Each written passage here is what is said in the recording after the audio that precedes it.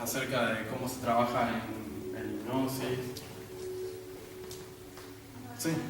¿Es bueno para las personas que son depresivas en terapia de hipnosis? Sí. A ver, la hipnoterapia, por ejemplo, las únicas contraindicaciones, si se quiere, es más que nada, a ver, el acompañamiento se realiza de manera principalmente lingüística, ¿sí? Vamos acompañando a la persona, quizás con visualizaciones, etcétera, para que la persona vaya conectando, relajando su cuerpo. Entonces, los únicos casos en los que sí hay cierta contraindicación, más que nada, es en por ejemplo, ante una determinada situación más bien neurológica, en el que pueda ocurrir algún caso en el que no presta atención a lo que el facilitador esté diciendo. Pero mismo también embarazadas, en ese caso, ¿no? Justamente por esto, ¿no?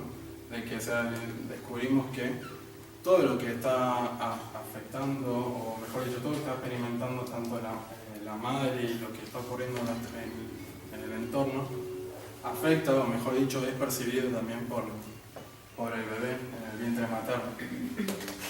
Pero a la hora de trabajar, por ejemplo, depresión,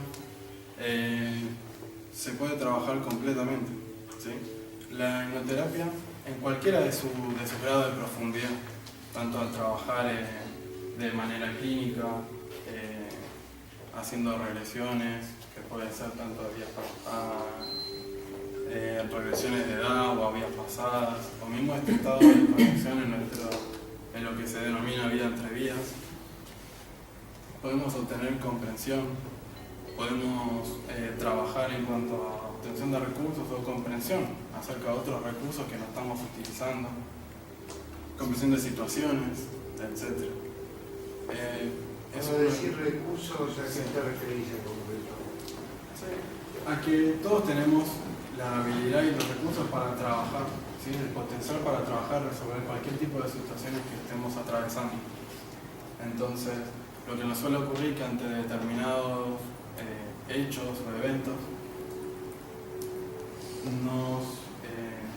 tanto por experiencias que hayamos atravesado y mismos creencias que hayamos acumulado, o mejor dicho, que nos hayamos hecho acerca de cómo son las cosas o cómo tienen que ser, no seamos conscientes de herramientas o posibilidades que podemos aplicar para salir adelante. ¿Un ejemplo de herramienta, por ejemplo? No, me refiero, por ejemplo, a, no sé, un caso, por ejemplo. ¿Cuál podría ser alguna dificultad? No sé. No poder recibir una cartera. Claro. Depende del caso, ¿sí? Lo que el ejemplo que nos dio acá Alejandra es no poder recibirse, no tener un título universitario, por ejemplo.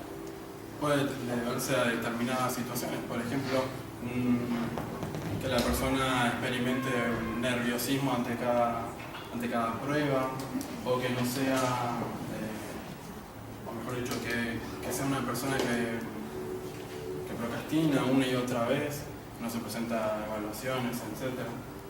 Y ahí lo que podemos, por ejemplo, uno de los recursos que uno podría trabajar, ¿sí? Es el ser, no me está saliendo las palabras, justamente el ser persistente. Podemos trabajar también las creencias que tengan acerca de qué es lo que se dice a sí mismo, si es capaz o no, si es lo que los padres querían acerca de él, si interiormente es una cuestión de defraudar a otras personas, por qué es que se auto boicotea, quizás estos logros, etc. Son más bien recursos o herramientas internas, no es algo externo, ¿sí? Todos en nuestro interior, o a lo largo de nuestra vida tenemos ese potencial. Primero acá que mencionó. Sí. Sí. Te quería preguntar, para hacer hipnosis, por ejemplo, en mi caso yo he dado regresión a vidas pasadas de otras personas y canalizaciones muy parecidas a lo que son los registros akáshicos. ¿La persona es una técnica que aprende o es un proceso interior que tiene que pasar para hacer? como comentaba, a lo que se denomina hipnosis es un proceso completamente natural, ¿sí? Al tratarse de lograr un estado de relajación, este estado de relajación se puede alcanzar de diversas maneras. Hay algo que se denomina hipnosis como trance o el trance hipnótico, que no es más que este estado de relajación o el grado en que nuestro subconsciente, etc., aflora y podemos trabajar, ¿sí?, en hipnoterapia.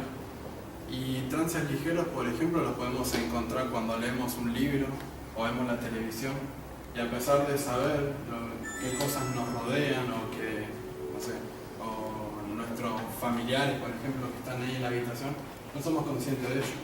Nos abstraemos y nos metemos en la historia que estamos leyendo, que estamos observando.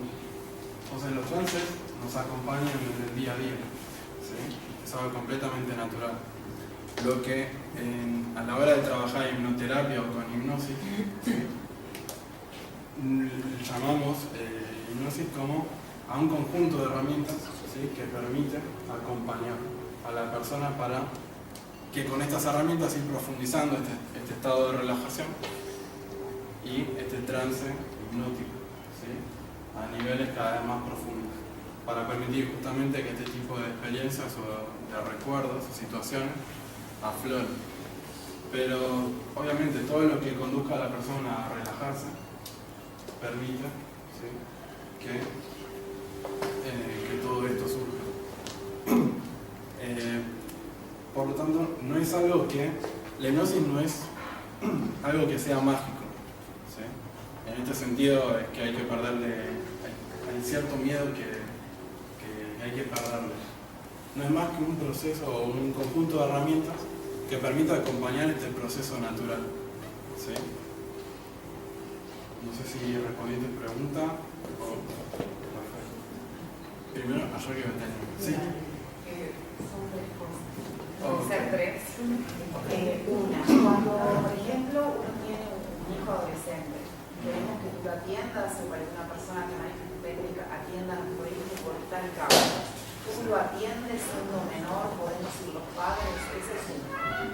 Segundo, cuando tú dices de que una persona cuando está en un estado de hipnosis está siempre consciente. Yo me hice la hipnosis con un psiquiatra por un caso de ansiedad, me dormí. Me levanté súper bien, o sea, me incorporé súper bien, pero no recuerdo nada, ni su voz solamente al principio, con la relajación de la mandíbula y otras pautas, de repente yo me perdí. Y otra cosa, cuando vos tienes esa sensación, quizás, no sé si en tu caso, quizás la viviste contigo o con tus pacientes, de que vas hacia adentro, y tú mismo puedes ir ver tus vidas pasadas.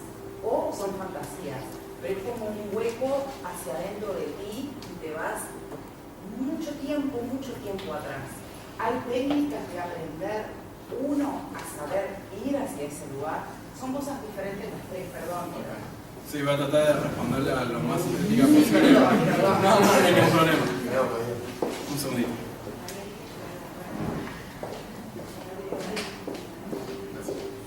En cuanto a si se puede trabajar, por ejemplo, con menores de edad, nosotros solemos no trabajar.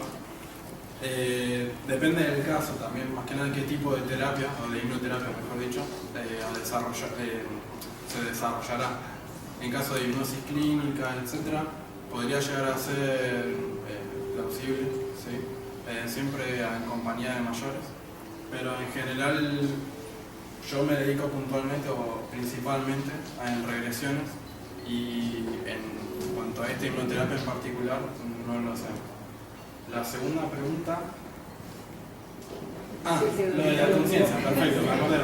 Esa es mi cara de tratar de recordar. Sí, depende del caso, ¿sí? En general, por lo menos como nosotros trabajamos, ¿sí?, a lo largo de toda nuestra experiencia jamás hemos tenido un caso en el que no lo recuerdo. Sí, puede ser también de la forma en que trabaja el facilitador. Hay que ver qué tipo de sugerencias, sugestiones, lo que se dice, haya utilizado, ¿sí?, y haya trabajado de determinada manera. Nosotros, por ejemplo, siempre es una de las indicaciones, tanto la inducción se llama la primera parte en la que acompañamos a la persona en este estado de relajación, ¿no?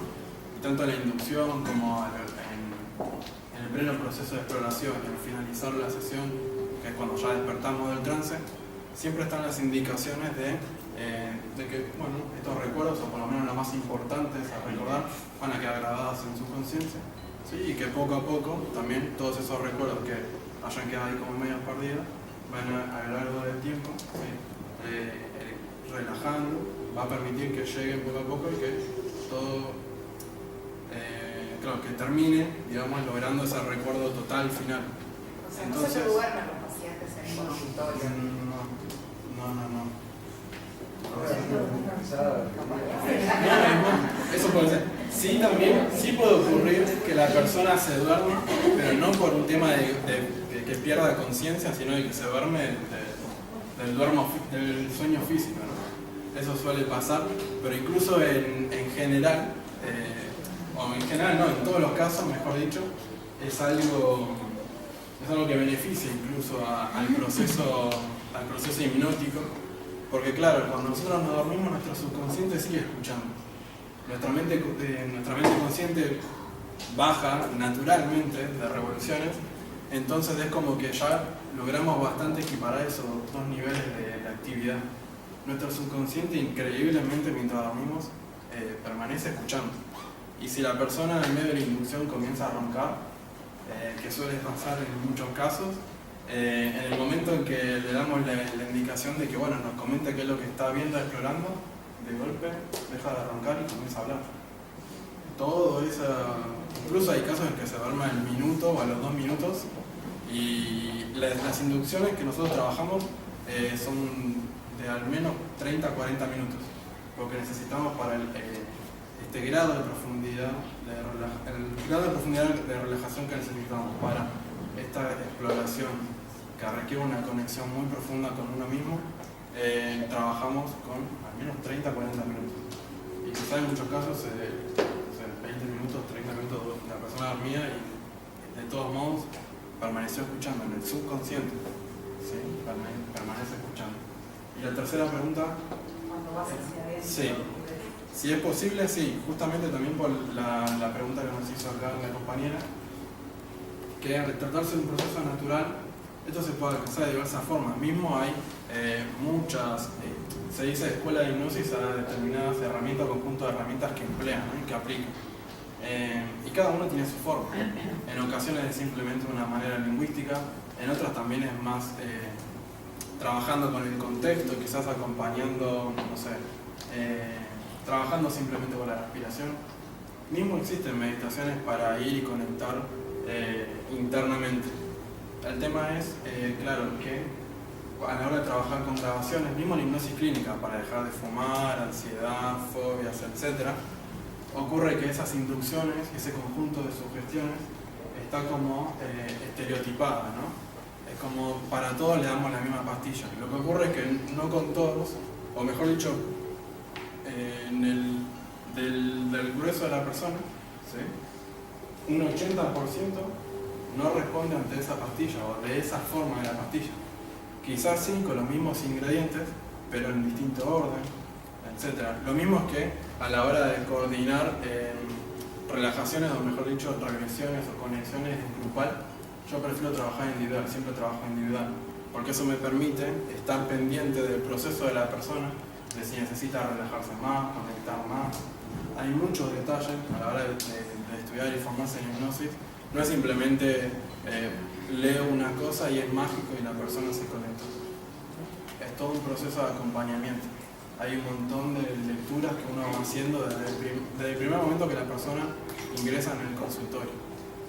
Entonces, tranquilamente sí, hay muchas meditaciones para encontrar, no sé, conectarnos con nuestro niño interior, con un guía, con lo que fuere, mismo con nosotros mismos. Y fíjense que ante las meditaciones no todas las personas responden de la misma manera, pero que es posible, sí. A la hora de explorar y conectarse aún más profundamente, ahí va a requerirse muy probablemente un acompañamiento de alguien que pueda justamente ayudar a profundizar y conectar aún más. La señora tenía primero una pregunta. Sí. Sí. No, te quería consultar si para resolver alguna fobia o alguna causa, digamos, física o emocional, la hipnosis llega al origen, ¿no? O es, digamos, erradica totalmente, ya sea el problema emocional o físico, digamos. Sí, sí. Es más, justamente lo que nos permite la hipnosis es ir a esos orígenes que obviamente es algo que está escapando de nuestro consciente, digamos. Si no, de otra manera ya estamos trabajando sobre ello. Al relajarnos y al trabajar con lo que comienza a surgir de nuestro subconsciente y mismo de nuestro superconsciente o el super yo, que es lo que se denomina, por ejemplo, en la teoría freudiana, y que es nuestro estado más puro, como alma, como espíritu, si se quiere, que es con el que nos conectamos en el trabajo de vida entre vidas, nos permite justamente conocer o que esta información surja y podamos trabajar con ella. Nuevamente, en muchos casos de antemano no sabemos puntualmente si vamos a trabajar en una relación, o si mejor dicho, este origen o esta situación que desencadena este conjunto de eventos se encuentra en la infancia o dónde. Por eso esta gran herramienta, la de trabajemos, porque luego obviamente no es así nomás que hacemos la pregunta, sino que luego con un previo proceso ir al origen, a este evento que desencadena, o también está la otra situación para trabajar y que es quizás la más beneficiosa en muchos casos, que es ir a un evento más relacionado con lo que está ocurriendo en nuestra vida actual o con estas situaciones puntuales. Porque eso también nos permite obtener una visión ampliada de lo que está ocurriendo, ¿sí? Y quizás incluso yendo si fuéramos, mejor dicho, al origen o al evento que desencadenó, también podemos ir y estar con las mismas herramientas con las que nos encontramos en este momento. Como vamos, sí, está acá, ¿y qué hacemos ahora? En cambio, quizás si vamos a un evento que esté relacionado y que nos permita comprender qué es lo que está ocurriendo, eso lo que nos da es un abanico de opciones, una visión más amplia y por lo tanto un campo de acción mucho más flexible y mucho más certero también a la hora de trabajar terapéuticamente. ¿Leo? ¿Qué tan entrevistas? ¿Qué cuenta la gente cuando los llevas a ese lugar? Ahí lo que encontramos, hay unas cuantas cosas que son muy controversiales. Por ello es que el trabajo de Michael Newton fue, en cierto punto, como, ¿cuál sería la palabra? Como maravilloso, impactante. Lo que encontramos es, por lo que se encuentra, mejor dicho, es un lugar, ¿sí? Un estado, un espacio, mejor dicho, que la persona una vez que está allí o que se conecta con la experiencia, la siente mucho más real incluso que lo que nosotros estamos experimentando en este mismo momento. La persona misma se maravilla de la conexión o no sé muy bien cómo ponerlo en palabras, ¿no? Porque justamente es una experiencia, una sensación en la que se siente completamente como expandido, ¿sí? Y con una comprensión de lo que nos está ocurriendo, que no es más que un juego, si se quiere, para nuestro propio ser, ¿sí? En este espacio encontramos que estamos organizados, si se quiere, como grupos, ¿sí? Tenemos un grupo de almas. Hay un grupo primario, obviamente, que es con el que establecemos más relación y contacto. En alguno de ellos es mucho más íntimo y personal, que podemos denominar, por ejemplo, almas compañeras. Y así también hay otros grupos que se denominan más bien secundarios. Con el grupo primario solemos experimentar varias encarnaciones en diversos roles, ¿sí? No siempre es, por ejemplo, no sé, si esta es mi alma compañera, hoy siempre vamos a ser pareja, sino que justamente también se juega con este juego de roles, ¿sí? En ocasiones puede ser un amigo o un familiar, etc. Pero bueno, es con el grupo de armas primarias con el que solemos compartir por lo menos las experiencias más fuertes. Y secundarios, los grupos secundarios, como los de papel de reparto si se quiere, pero no por ello menos influyentes. En muchos casos, no, casi todos los casos justamente, todos los eventos importantes de nuestra vida pueden ser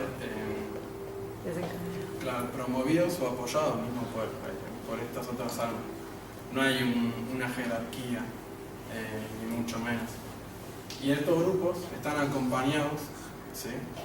Por, digamos, un alma mucho más experimentada, a la que nos resulta muy familiar, ¿sí? Que nos conoce de pies a cabeza, que se la suele denominar las mismas personas, no es algo que nosotros le estemos poniendo un título, ¿no? Las personas las consideran como un guía o un maestro, ¿sí?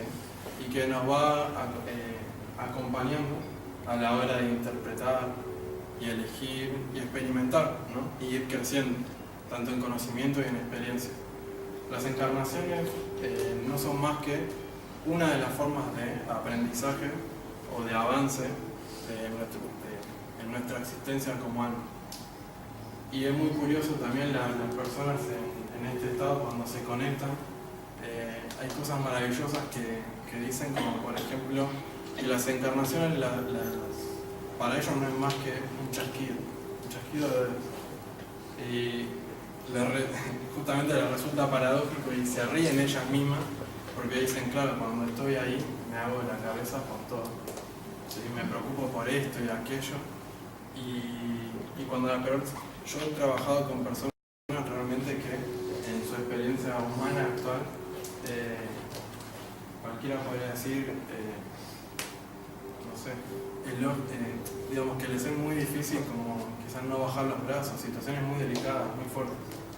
Y cuando están allí conectados en este estado, en este espacio, incluso casi reírse amorosamente en lo que les está ocurriendo a ellos mismos. Y comprender por qué es que eso les está ocurriendo, pero no es que les esté ocurriendo porque alguien se los impuso o ni mucho menos, sino porque ellos mismos han elegido atravesar esa experiencia, a pesar de que nos pueda parecer cruel. Porque ¿qué ocurre? Claro, todo ese concepto, este análisis que hacemos de cómo puedo haber elegido eso o qué cruel, hasta yo mismo me lo he hecho. Pero ¿qué es lo que pasa? Esas interpretaciones o esas conclusiones las hacemos simplemente de nuestra mente humana, nuestra mente consciente, que en las experiencias humanas ocurre que en este tipo de experiencias al menos es limitada. Es como que ese conocimiento de dónde venimos o quiénes somos o por qué estamos experimentando esto nos es vedado a nuestra mente consciente. También con este propósito, ¿no? De experimentar y tratar justamente con el objetivo de sacar desde dentro nuestro nuestras mejores herramientas, ¿sí?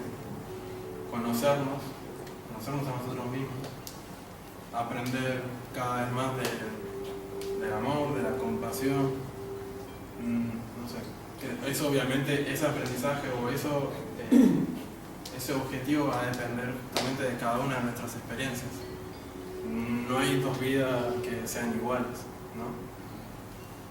Y bueno, es así también que, como también estuve comentando, las personas, o mejor dicho, las almas, ya en ese espacio, tienen plena comprensión de qué es lo que va a ocurrir en la vida que ellos mismos están eligiendo. Como decía, no es algo que les sea impuesto, ni mucho menos.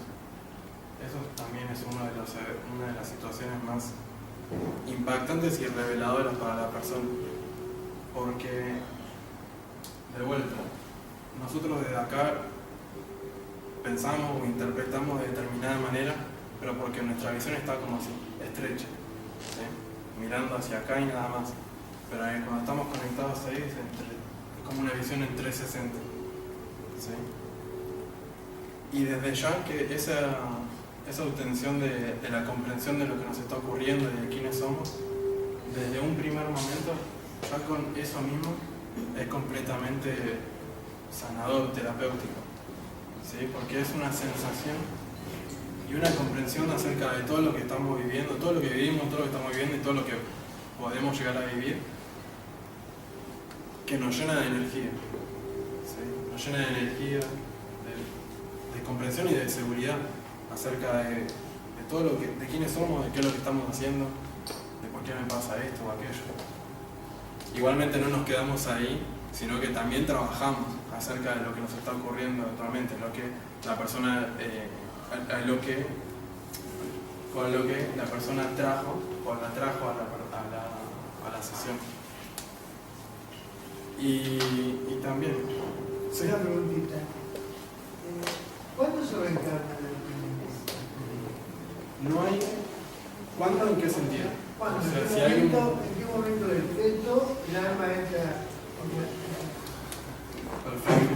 Eso también, no hay una receta, no es que en determinado momento el alma se une con el cuerpo, pero justamente porque es un proceso muy delicado y también es una de las escenas que podemos explorar y trabajar desde este espacio y conectando con la experiencia, en la que cuentan cómo la energía la propia energía de la persona, del alma mejor dicho, tiene que conectar con el cuerpo como si fueran, por ponerlo metafóricamente, ¿no?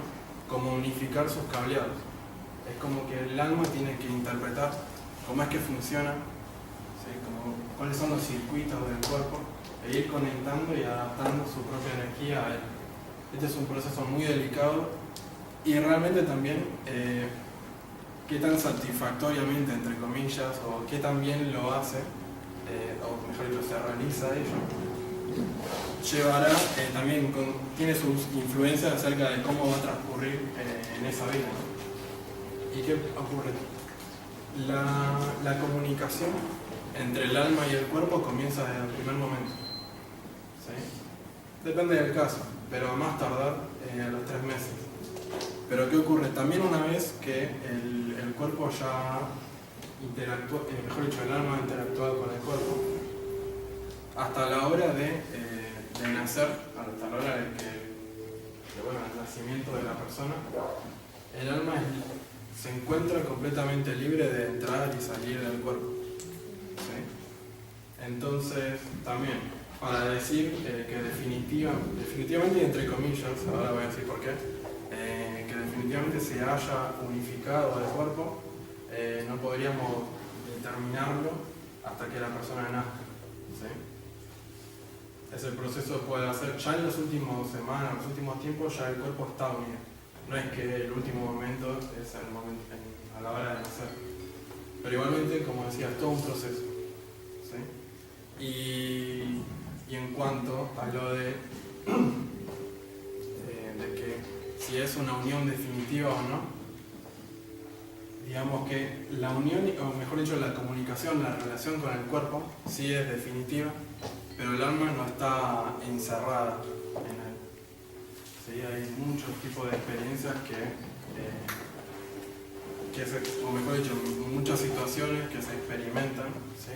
Puede ser esto que se conoce como viajes astrales, etc., en el que el cuerpo no es una cárcel para el alma, ni mucho menos. Es una relación muy íntima, ¿sí? Y bueno, mismo antes, en situaciones a la hora de que llegue el fallecimiento en la vida, depende del caso, en muchos casos incluso, el alma ya se separa del cuerpo con anterioridad, ¿sí? Mismo en eventos traumáticos quizás, el alma ya sale antes del cuerpo y, por ejemplo, no sé, lo tenemos en un choque, mismo segundos antes es capaz de salir. En otros casos no. Pero también eso depende de la experiencia o lo que el alma quiera experimentar. ¿Sí? ¿Puedes ser repetitivo, por ejemplo, ya que el alma sale y se nace en otro cuerpo?